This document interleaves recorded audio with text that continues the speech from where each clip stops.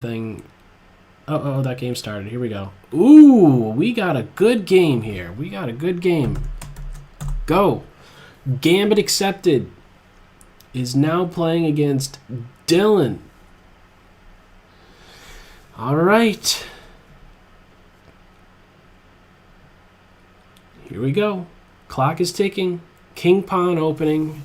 Dylan is looking to knock off another player. So hang on. If you want to go for the Marshall, you could have gone for the Marshall. I'm sure this guy would have accepted it, right? The Marshall. Okay, we're not seeing any Gambit, are we? We're seeing Ruy Lopez. And both get their pieces out. And D3. And hopefully if you're playing the game, you are not listening to the stream. And I have a funny feeling that it is being listened to. You got to mute the stream. Or I will use stream tactics and throw you off. I will make poor suggestions. The knight's going to post up on D5, hitting the queen. And I think that because Gambit Accepted said, what is the Marshall? Or maybe that was just a random question.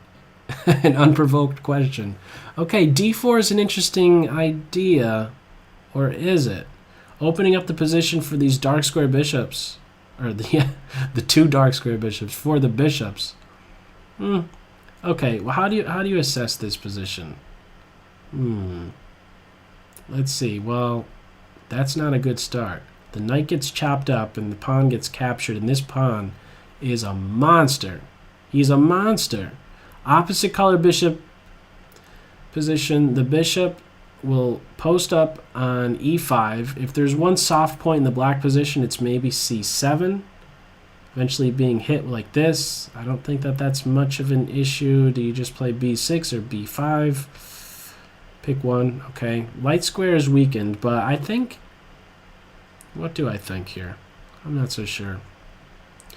White has to... Well, here's one thing I know. White has to constantly work around this clown right here on D4. He's just a gift.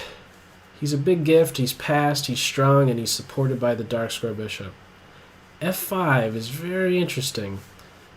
Why do I think that? I think that because the bishop would like to play to E5, but it always has to be cautious of F4 and it just has to run away.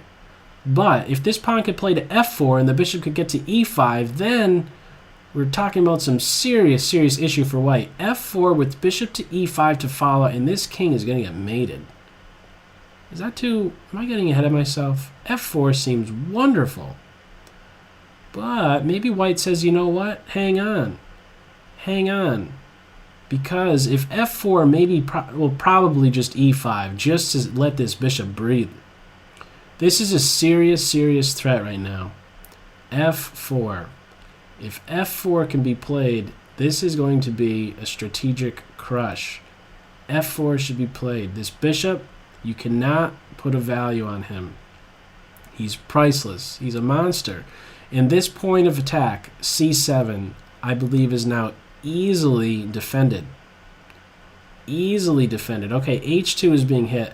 I say easily because these rooks could be playing to the second rank, where it defends the pawn and conveniently is still in an attacking formation, breathing right down white's neck. But now things are much different. In fact, now I like white. F4, with just these simple pawn exchanges, F4 was a possibility, but now it's just a threat. Did I really mean to say that? Either one is good, actually. E takes F or F4. The idea here is to exploit this pin. F4, if the bishop moved, then pawn takes pawn. This pawn is now going into Pac-Man mode. This pawn is passed. And we're going to have a passed pawn on G6. So how do you assess this? Who would you rather now? The table's turned. I like white. The assessment, just like that. I like Team White. F4. Bye-bye bishop. Oh, but black says, hang on. Hang on. Go ahead, take my bishop. And then black says, now you will have to deal with the tsunami of pawns. Interesting idea. Now, I think this is the best chance, maybe, because I was saying I liked white because the rook was going to be posting up on e6. I think we're going to have a counter sacrifice. Black plays here, and white says, you know what? I'm going to give my bishop back. That's how much I like my bishop. e4, I'm going to sack him back, and then I'm going to say, you know what? Your king is a little bit more scared than mine because I have 2 pawns and you have 1, sheltering your king. So if e4, you can be sure that this is just going to be snipped in a blink. Additionally, this pawn is hit a second time, so there's 2 things going on. Very nice. I like this queen c2 move, and what a back and forth game. Just this. I liked f4 earlier on instead of queen here, and I think white would have been in serious hot water. But now, okay, hang on. Should white be grabbing this pawn? Because even in this ending, this could be... This could still be tough. Can it? Queen takes queen, queen takes queen, rook takes, and now here come the pawns. e4. We might have that, but then again, this guy is still around. He is passed. Black has 2 passed pawns. Queen takes, rook takes, and these pawns start to march. Bishop takes pawn. They keep marching. It's going to be very scary. There's a time edge. This pawn is going to drop. This is available.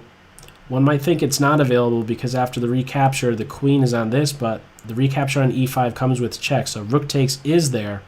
Or is it? Hang on. Rook takes here. Queen takes here. Queen takes rook. Queen takes queen. Rook takes. Oh, no, that's not working out. White just ripped the heart out of the black pawns. That's what do we call that? That's the Mortal Kombat equivalent to what? Kano. Black just got KO'd right there. e5. Gone. Without that guy, these guys, without that little heartbeat, without the heart, these guys are weak. Very weak. And now the rooks are going to be monsters. And by monsters, I mean pigs. Gobble up this guy, gobble up that guy, give a couple checks, and then look for mate. This is Trouble Town. Trouble Town. There is no escaping over here. The bishop says, no soup for you. Check, check, look for mate. White is coordinated. That's the biggest thing here. This pawn is probably not even needed. Right? Not even needed. The rooks are good enough. This is game over. Rook check, king here, bishop delivers that final blow right there. Bishop e2, GG. Less than 2 minutes to 45 seconds. Things are looking good. However you slice it for Team White, we'll probably have resign time. The last piece of the puzzle. Game over. Right? GG. All right. What a back and forth game. Opposite color bishop ending. There was a mistake earlier on. White giving up this pawn, like a very strong passed pawn, but I think that structural change of f4, that's the one that really sticks in my mind. Because I'm seeing a pathway to what kind of a position. I'm seeing that at this point right here, instead of queen h4, I'm seeing a way to just squeeze the life out of white. That strategic position where it doesn't allow white any counterplay. I'm not seeing it. Just not seeing it. f4 secures the bishop. It makes this guy a tall pawn. This is your only weakness, but it's easily defended with rooks on the 7th rank, and they're also aggressively placed if you post them on both the F and G lines. Get the G pawn rolling, get the H pawn rolling. This king is running, well, he's probably going to have to pack up and run over here. There, with f4, it's tremendous amount of space. In fact, f4 is even looking further at the f3 square too. Start to probe at the g2 point. Once again, the heart of the structure, g2. Okay, anyhow, good game to you both. Gambit Accept and Dylan 2009.